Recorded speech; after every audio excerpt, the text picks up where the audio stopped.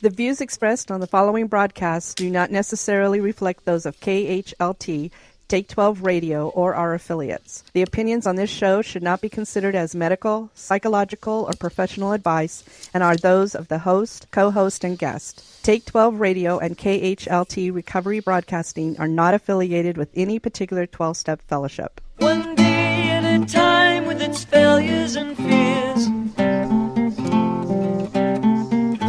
with portion of pain and burden of care, we must meet.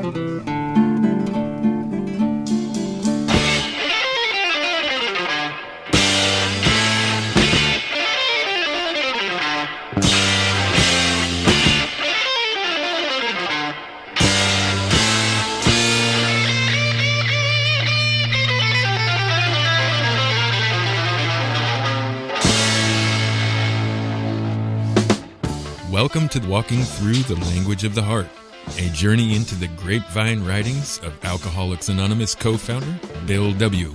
And now, here are your co-hosts, Chris S. and the Monty'man.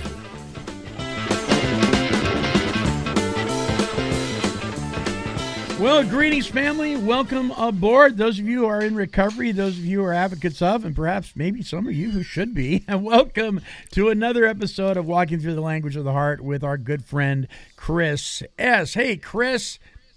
What's up, Monty? How are you doing today? We're doing great. We had a little bit of snow again today. Kind of a surprise for this part of Oregon, but yeah, you're no stranger to the snow, right?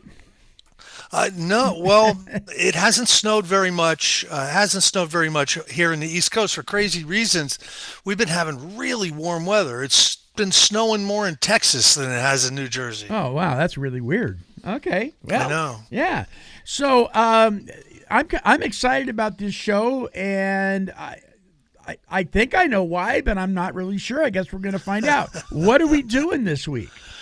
Well, I'm excited about this because this particular article, I heard about it, through word of mouth.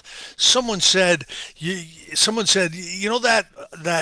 pamphlet, Problems Other Than Alcohol, you can follow that all the way back to an article Bill wrote in the Grapevine called Those Goof Balls. And so immediately I got really interested in it. And I tracked it down. This is about 20 years ago or so. And I tracked this article down somewhere, right? I don't know if I got it's November 1945. I don't know if I got that Grapevine or what, but I ended up finding it, maybe online. And it's really interesting because it's like pre-drug experience in Alcoholics Anonymous. It's like prior to all the stuff that we're used to today. It's not unusual to have to deal with like a sponsee who's on 12 different kinds of tranquilizing medications or something. But this is like the first writing Bill put together, and this is the oral tradition that was passed down to me through, I think it was one of the first 100 telling their story or something. And it was this, that all of a sudden, all these tranquilizing medications started to hit the market. And this is back when, you almost didn't need a prescription for this stuff. Like in the early 1940s, you could buy heroin over the counter. It'd be in cough syrup. Wow. So a lot of these drugs started to get passed around Alcoholics Anonymous, and whole groups were like, looted out. And this particular article was a reaction to people relapsing because they were taking really serious tranquilizing, depressant type medications, and so Bill had to do something about it, right? It's an outside issue, however, it's impacting us inside. So this article is basically his first pass at this, And supposedly, over the years, it ended up being morphed into a pamphlet called "Problems Other Than Alcohol." Don't know whether that's true or not. I heard it on, some old timer told it as part of their workshop or their story or something. So I can't really, vouch for the accuracy, but it makes sense. I like the story anyway. You and I never let accuracy get in the way of a good story, do we? No, never. Absolutely not. So anyway, let's get started on Okay. this. This is November 1945. Bill calls this those goofballs. Morphine, codeine, chloral hydrate, luminol, seconal, nebutol, uh, amatol. These and kindred drugs have killed many alcoholics. Wow, right out of the gate. It's a big warning. And I once nearly killed myself with chloral hydrate. Nor is my own observation and experience unique, for many an old-time AA can speak with force and fervor on the subject of goofballs. So let's look at some of these. Morphine you can still get. Codeine is still, you can get Tylenol with codeine, right? Right. Chloral hydrate is not something that we were passing around before first period in high school. Luminol, I don't know what that is. Seconal, I have a little bit of experience. You probably do too. People that came of age, in the 60s, remember Seconal. Nebutol as well, but not as much. And Amatol, I don't know what they are. But these are serious chemicals. You take a couple of these and you're noodled, right? You remember using any of this stuff? Oh yeah, absolutely. And that was the affectionate term we gave many of these was goofballs. And many times you really didn't know which one of these you were taking. You just knew it was going to change the way you felt, and you had to do that before fifth period math class, right? Oh my goodness! So I'm gonna go completely off script, and I'm gonna tell you a story, Monty. It's 1972 or 71, and my friend John comes into school, and we had a smoking area before we went to any homeroom or whatever at high school. And that's where people would get high or pass around whatever, and he comes in this day with a big sack of pills, and we go, what are those? And he goes they're Quaaludes, man. And there's two appropriate questions, as you know, Monty, when somebody has a bag of drugs you've never been experienced with. And there's two questions that you ask is, how much are they and how many do you do? Right? So he had never done them before. His brother gave them to him late the night before to sell at school. So he'd never taken any. So he just guessed. And he told about 50 of us to do 3, maybe 4 Quaaludes before first period. It was a debacle. The ambulance was back and forth all day long.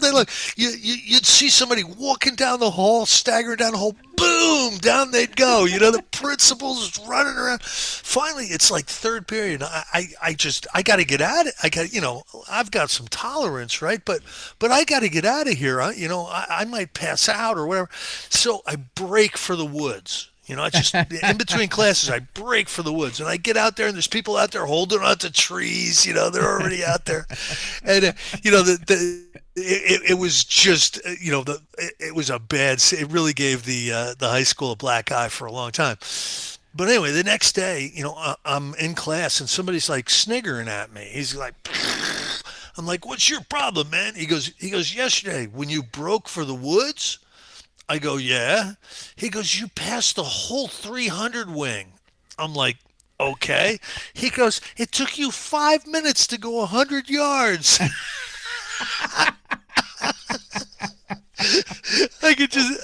I thought I was hauling, money. But listen, we've all got some crazy experience with this stuff. The real real threat is when you're trying to maintain sobriety. You've made a commitment to sobriety. You've joined, a 12-step fellowship, and now maybe you have not been warned about the dangers to your sobriety about some of these drugs.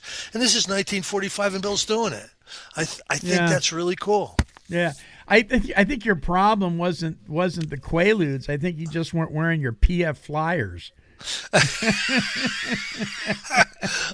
I don't know, but it was nuts. I'm in history class, and this guy Harry, was holding up his finger. I did 2, I did 3.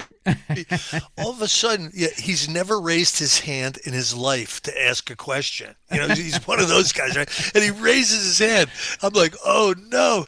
And he asks the teacher. He goes, yeah, the Spanish-American War reminds me a lot of the Superman episode with the Mole Men.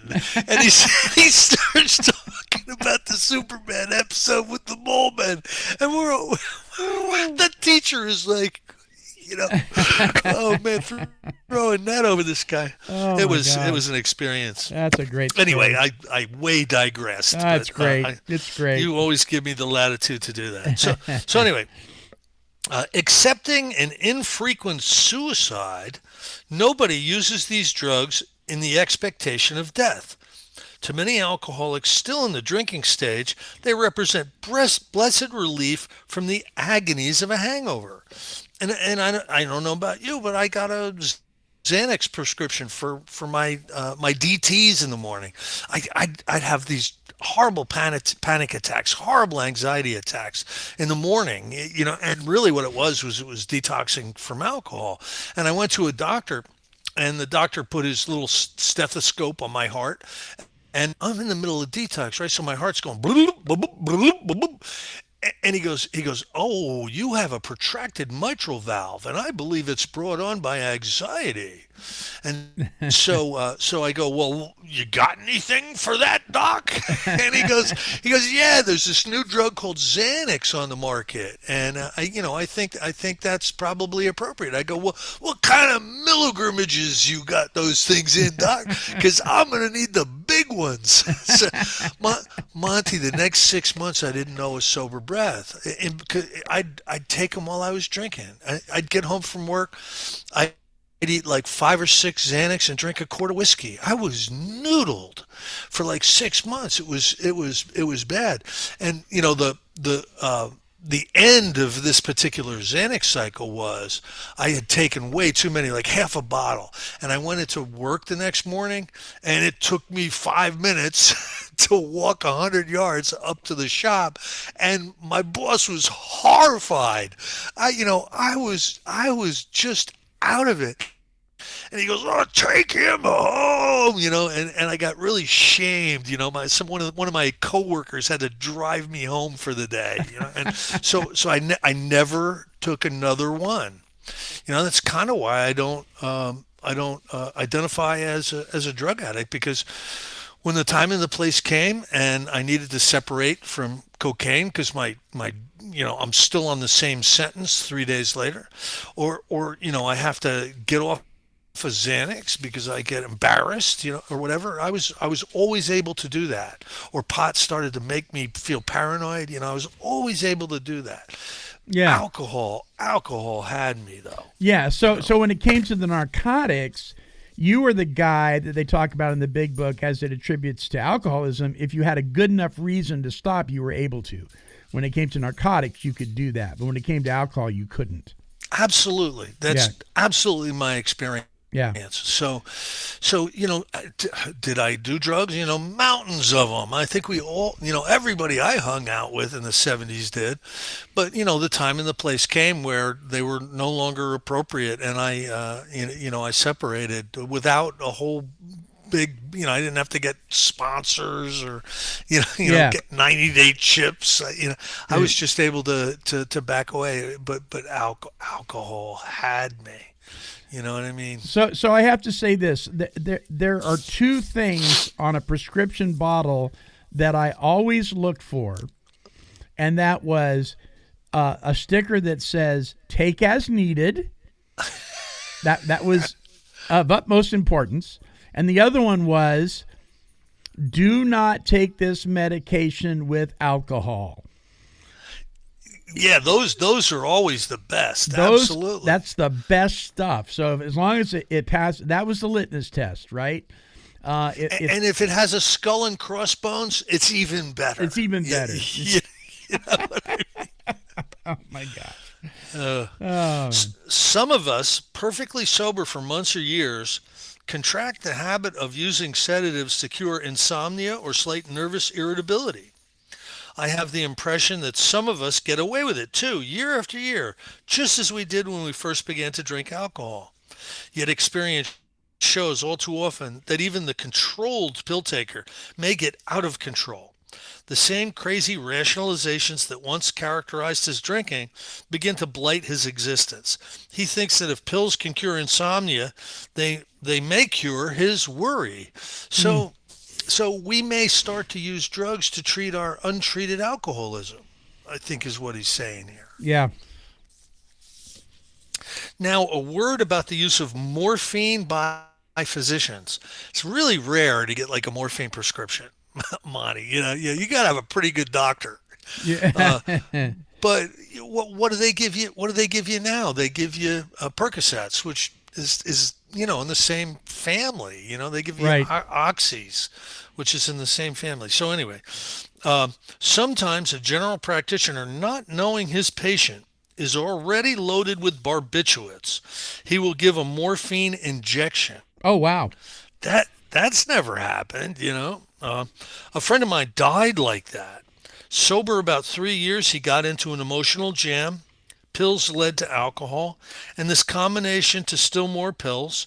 His doctor found an excited heart. Out came the needle, and a few hours later, out went a very good friend. Whoa, the doctor OD'd the dude. Yeah.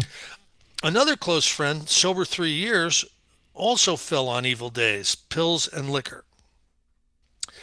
At the end of about 3 weeks of this diet, he was placed one evening in a sanitarium. Nobody told the doctor there about the pills, with which his system was already loaded. The patient was eased with a shot of codeine. Before daylight, he was dead. Well, those are two examples of physicians, over prescribing. That's really something. There was a friend of Bill Wilson. I'm gonna tell this story because I'm kind of connected to this whole thing, right? I'm right down the street from a place that's very, very famous, recovery center. But the woman that started it was named Geraldine Delaney. And her husband, now she started this place like in the 50s, right? I mean, a long time ago. Her husband was named Tom Delaney. And in the 40s, if you called the Alcoholics Anonymous phone line, you got Tom. He was the guy, right? He was Mr. AA doing 12-step calls every night. His wife was sober in Alcoholics Anonymous, started one of the first treatment centers, in the country. Mm-hmm. And one day somebody in a meeting said, "Oh, Tom, here, you're all worried. You just don't look very good. Try one of these." And in very short order, he had relapsed on alcohol, could never separate from it again, and died.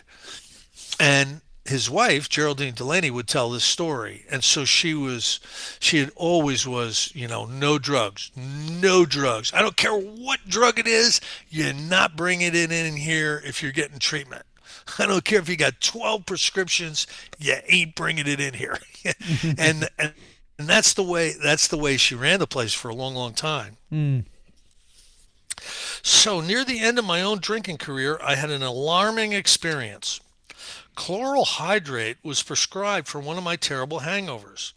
The doctor warned me to stick rigidly to his dosage, but I kept possession of the bottle. You can count on us to follow the instructions on the label every single time.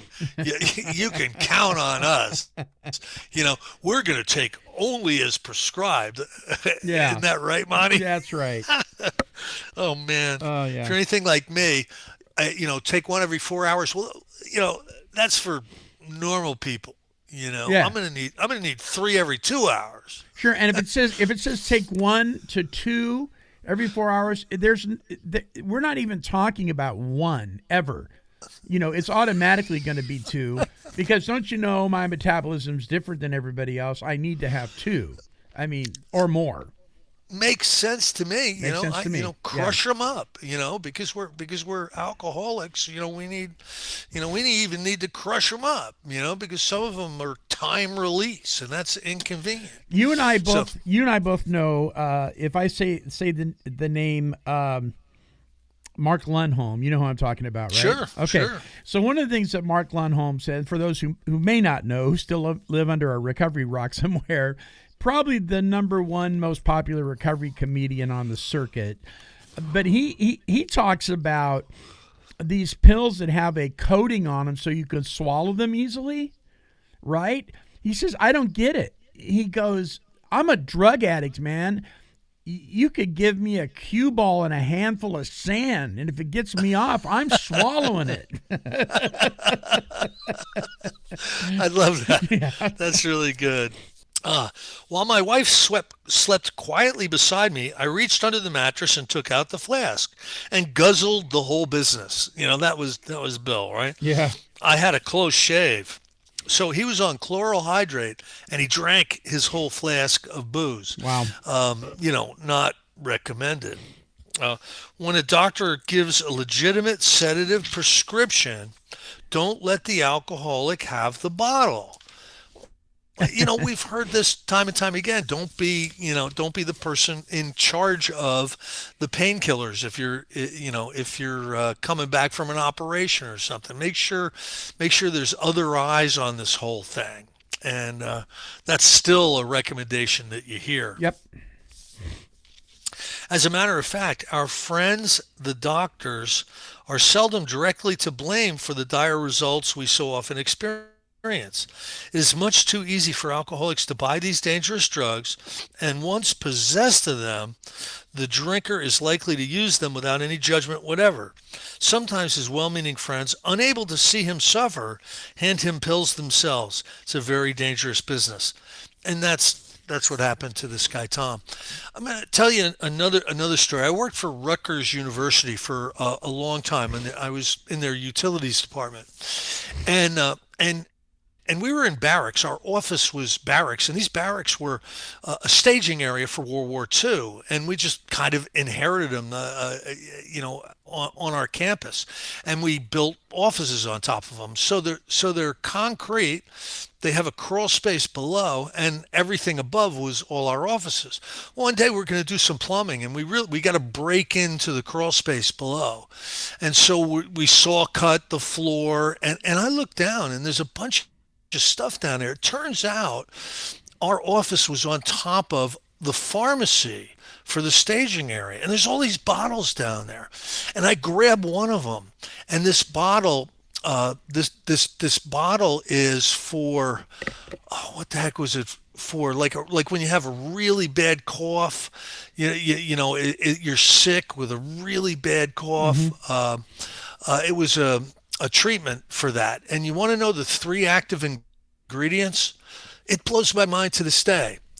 Strychnine, heroin, and what was the other one? I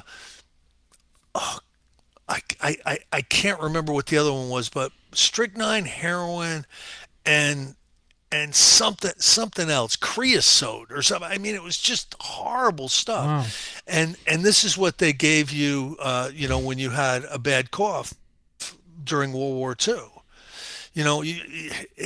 So when he's writing, right at the end of World War II here. So it's different today. They're more careful with the prescriptions, but we still have opportunities to get our hands on some of this stuff. A lot of it, I sponsored a lot of painters and people in construction, and they said the first thing they do when they went into somebody's house is look in their medicine cabinet for like old drugs that they'd pocket all the painkillers. Oh my gosh, Chris, I got to tell you this. So I belong to a thing called, some people call it a life group, some people call it a home church. It's a small group of people from your church that get together every week in their home, on a more intimate level than Sunday morning. And maybe you'll do a little Bible study, maybe, just sit around and visit and have some dinner or whatever. And I was bold enough to ask the question. I said, okay, guys, let's get really honest here. I'm going to ask all you guys. Now, we're all members of the faith community here, so we're going to be honest, right? Here's the deal. How many of you, when you go to somebody's house for the first time and use their restroom, be honest now, have looked in the medicine cabinet? Every hand went up. Every hand. Is that great? Yeah. Yeah. We are not to be trusted. Oh my gosh. It's even dangerous to give a suffering alcoholic a drink if he is already loaded with pills. Years ago, I had an experience of this sort. We had an alkie in tow, whom I shall call Slim. He finally had consented to go to the hospital. On the way, he had a few, but only a small quantity compared to his customary capacity. Just before we reached the hospital, Slim's speech suddenly got very thick and he passed out. I had to get a porter to help him to a cab. As he could usually manage a couple of bottles a day when active, I couldn't understand this performance at all. Arrived at the hospital, Slim was still slumped in his seat and I couldn't move him. Our good friend Dr. Silkworth came out and peered in the cab door. One look was apparently enough. Said he to me, "How is this man's heart?" Confidently, I replied, "He's got a heart like an elephant. Told me so himself. But I don't see how he got drunk so fast. I gave him very little liquor." Out came the doctor's stethoscope. Turning then to me, he said, "Not much use bringing this man in here. He can't last long. What else has he been taking besides liquor?" Stunned, I replied, "Nothing that I know of." Very gingerly, an attendant carried Slim inside. Out came the stethoscope again. The doctor shook his head, saying, "This poor chap has been loaded with barbiturates for days. When you gave him alcohol, even a little, it fired off the accumulated charge of sedatives he had in him. So how blue is he? His heart isn't really working much. It's just jittering. I can't even count it." The doctor rushed to the phone and called Slim's wife. To my horror, she confirmed the fact that he had been taking heavy doses of Amitol for about 10 days. The doctor gently told her that she had better hurry, else she might be too late. Then he called a famous heart specialist for consultation and told him to hurry too. They laid Slim on a bed upstairs. The great specialist came and drew out his stethoscope. At once he looked very serious, motioning us out into the hall. He said he would leave a prescription, but that he did not think my friend could possibly live through the night. Dr. Silkworth agreed. During these proceedings, I had been praying as I had never prayed before. After the two doctors had pronounced the death sentence on Slim, I told him of my prayers and explained cheerfully as I could that I had been reading Dr. Alex Cardle's book, Man the Unknown, in which prayer was described as effecting miraculous cures. The great specialist took his leave. Dr. Silkworth and I went downstairs to wait for the prescription to come in. The boy finally brought 2 capsules from the drugstore. The doctor looked at them, saying he had hated to give them. They were so powerful. We went upstairs. As we stopped off the elevator, we saw someone coming down the hall, jauntily smoking a cigarette. "Hello, boys," roared Slim. What am I supposed to be doing in here?" Wow. That's us, I'll tell you. How did I get here? Oh, man. Oh, my word.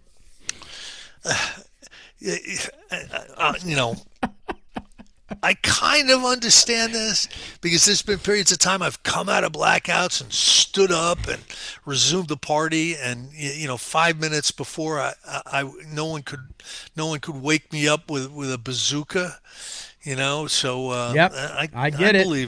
I believe it.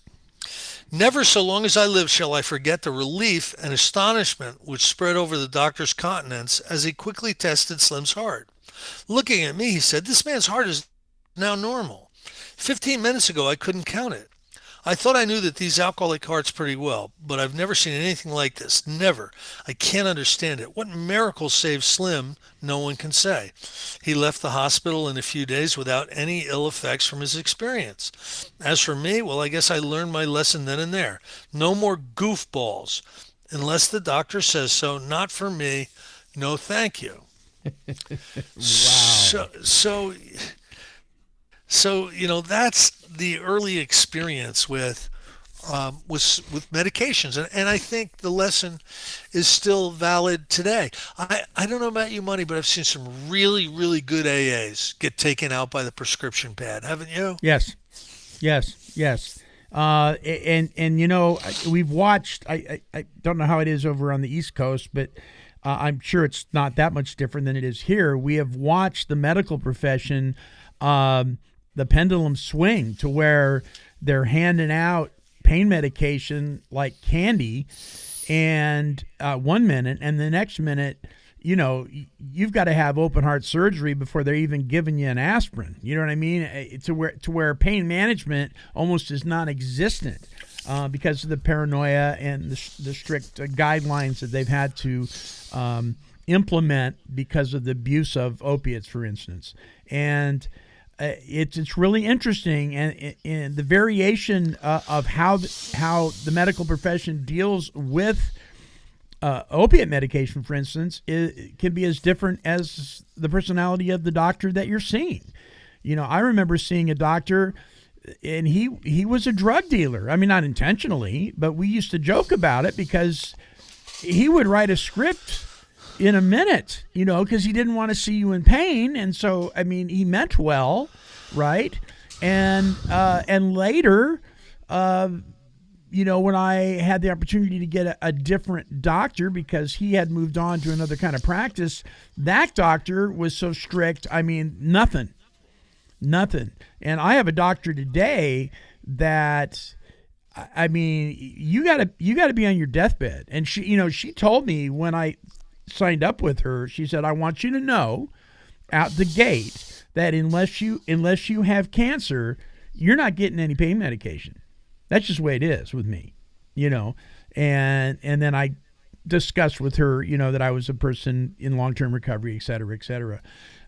So it's very interesting to watch the pendulum go back and forth. Yeah, I don't know how I feel about that. I mean, some people, some alcoholics and some even narcotic addicts will put on this hero complex, like, I'm not taking any pain medication no matter what. I mean, you could sever my arm and I'm not taking it, And I'm like, but if you don't take it, you might end up doing something worse if you don't follow the doctor's instructions. So it can be a sticky ground, right? Absolutely. I've got some experience taking pain medication.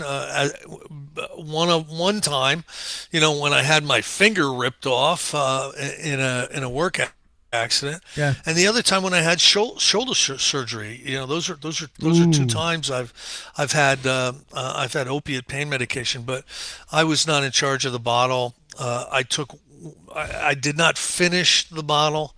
I took it as prescribed because somebody else was watching. And I don't know that I would have healed very well without it because the pain was so great that I was so tensed up yeah, that's going to keep you from being able to heal.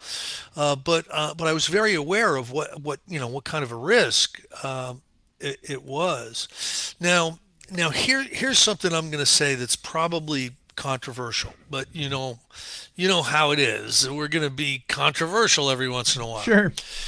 You hear a lot of times in different rooms, I'm not a doctor. So ask your doctor. I want to say this for the record. I know more about certain medications and whether you should use them or not than doctors do, than 9 doctors out of 10 do. Doctors as a class are not trained in addictive illness right treatment. They're not. There's a small amount of time that they have to study the effects of alcoholism, but they're looking at cirrhosis of the liver and esophageal varices. They're not being trained on what drugs to give somebody and what drugs not to give somebody. And so somebody like me and somebody like you probably are a better judge of that than a doctor would be. So I'm going to make a pitch for a specific section of doctors out there. They're ASAM certified. ASAM, American Society of Addiction Medicine. And these are doctors and psychiatrists. I've gone to their conventions. I know a bunch of past presidents of ASAM. They have an enormous amount of additional education on the characteristics and the symptomology and everything of alcoholics and drug addicts, and they are way less likely to prescribe something to you in a way where it can cause a relapse or you can become addicted to it. They understand that there's additional risk with people who are in long-term recovery.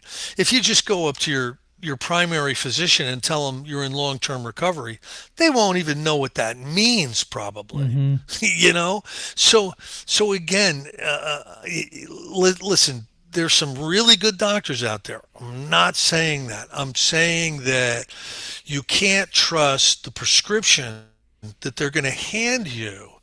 You have to do some due diligence yourself, you know, to stay safe and protected. Hell, I'm not even telling you not to use these medications.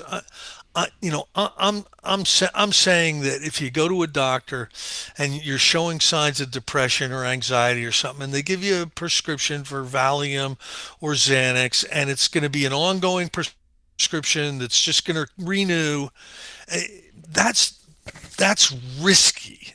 Yeah. You know what I mean? Yeah. If you get if you get your tooth pulled and they give you 60 Oxycontin, that's risky. You know what I mean? You might need 2 or 3. You know what I mean? Right. So anyway, that's my controversial pitch for the night.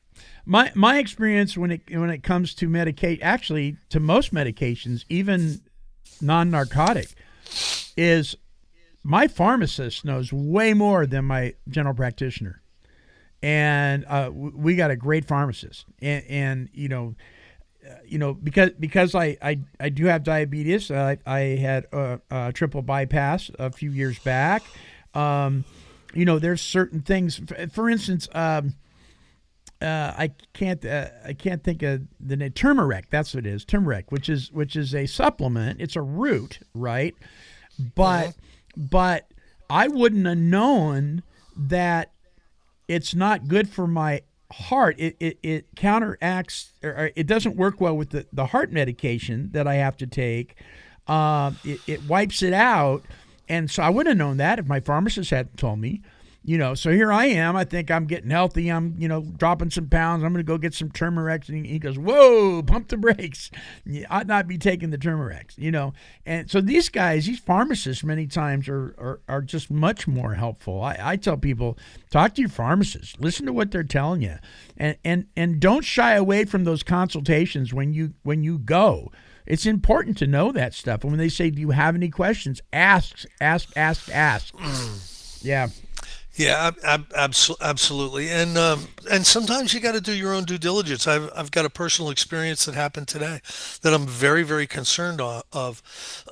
My wife got Lyme's about 10 years ago, and wow. It was really a bad case, and it did all kinds of bad stuff to her body because it was misdiagnosed for so long, and it affected her heart. And so there's these things called bundle branches in your heart, and what they basically are is they're the things that send the signals, the electrical impulses that gets your heart to beat, and 2 out of 3 of hers are blocked. And she's on this drug called Lamictal because of the seizure disorder that she got from brain surgery. Mm-hmm. Now, there's just been a couple of studies done. We found them online, and they found that this particular drug is not good if you have the condition of a right or a left bundle branch blockage. So we're like, oh, she's probably going to have to go into the hospital and get weaned off of this drug because it's a serious drug. The epilepsy drugs are serious, and put on another one, and it's an awful experience for anybody that has to go through it.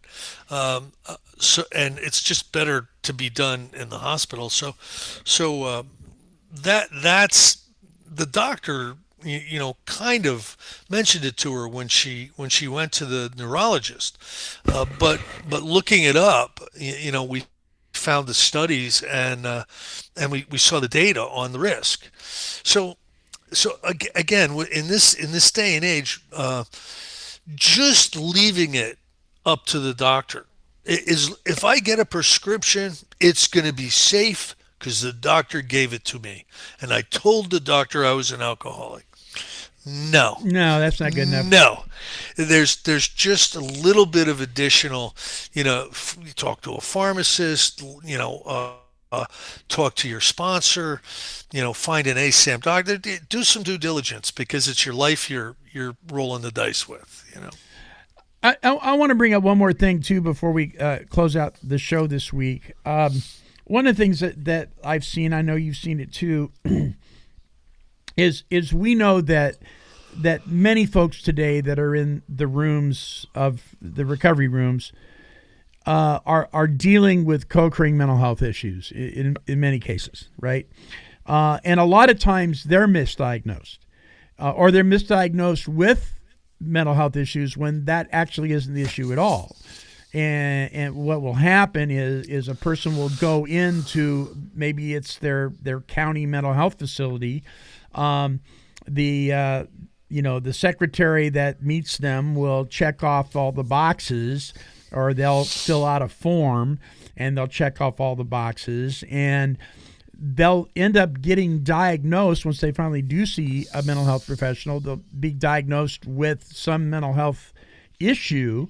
Let's say manic depression, for instance, and they're 30 days sober, or they're not sober, or they've been off meth for 60 days, and anybody would be depressed. Anybody would be yo-yo boy. You know what I mean? And they're, even when you tell them the truth, some of these professionals, they're still diagnosing you with bipolar or with ADD or whatever.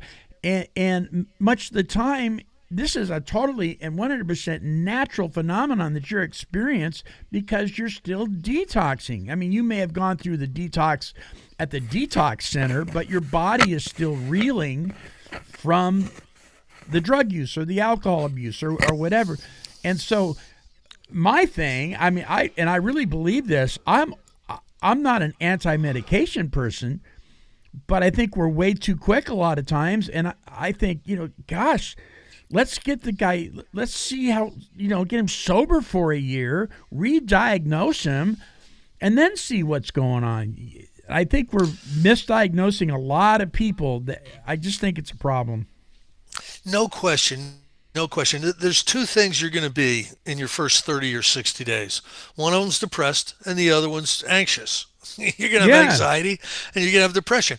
And if you go to a professional, you go to a psychiatrist or something, we're just not honest a lot of times too. That's true. And we over dramatize things, and what's your pain level? It could be 5 and we're going to say 8. So we're not to be trusted anyway. But what happens is we present with certain symptoms. There is a protocol and a medication that is appropriate and should be prescribed for the presence of that particular symptom. And a doctor could be seen as being, engaging in malpractice to not prescribe it. So there's a huge risk in early sobriety for people, being put on benzos or whatever, because they're presenting with anxiety, they're presenting with depression. It looks like it's clinical,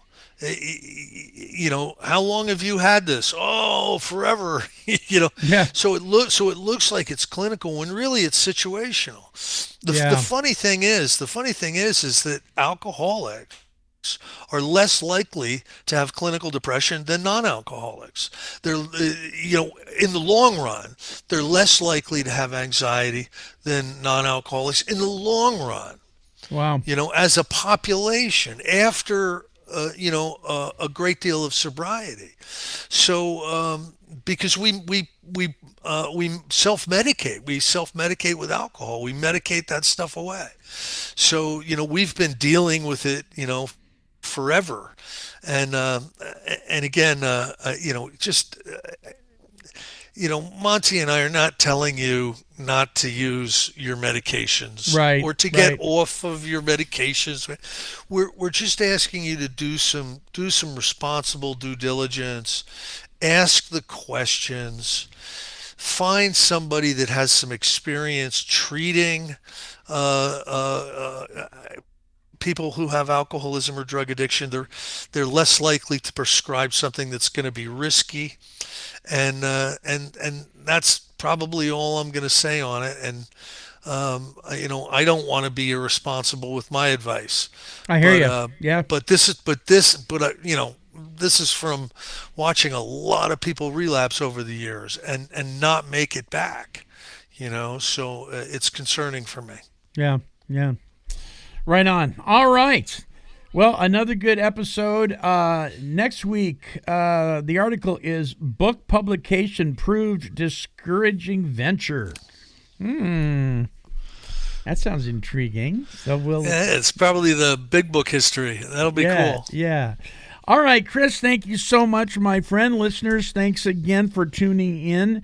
Thank you for those of you who have sent emails. Listen, we are Take 12 Recovery Radio is very new. I've been going back and forth on this thing about TikTok.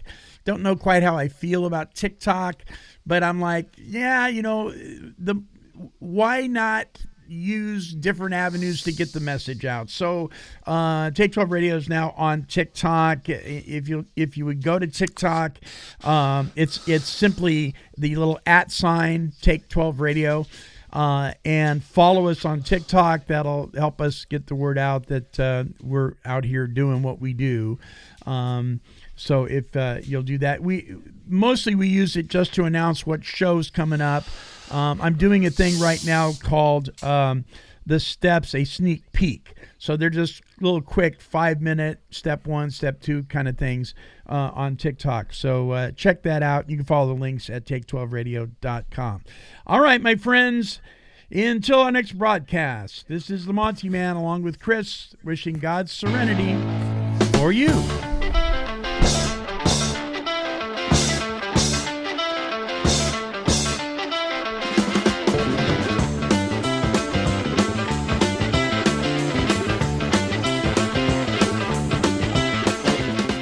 For more recovery workshops with Chris S. and the Monty'man, visit our website at take12radio.com and click on the Recovery Workshops banner.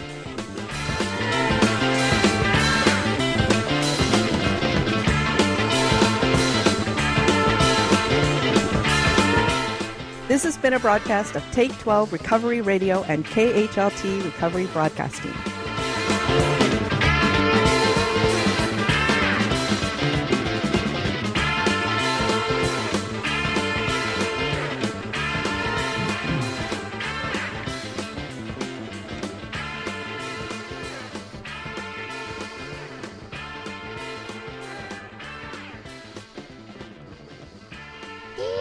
Kitty, kitty, kitty, kitty.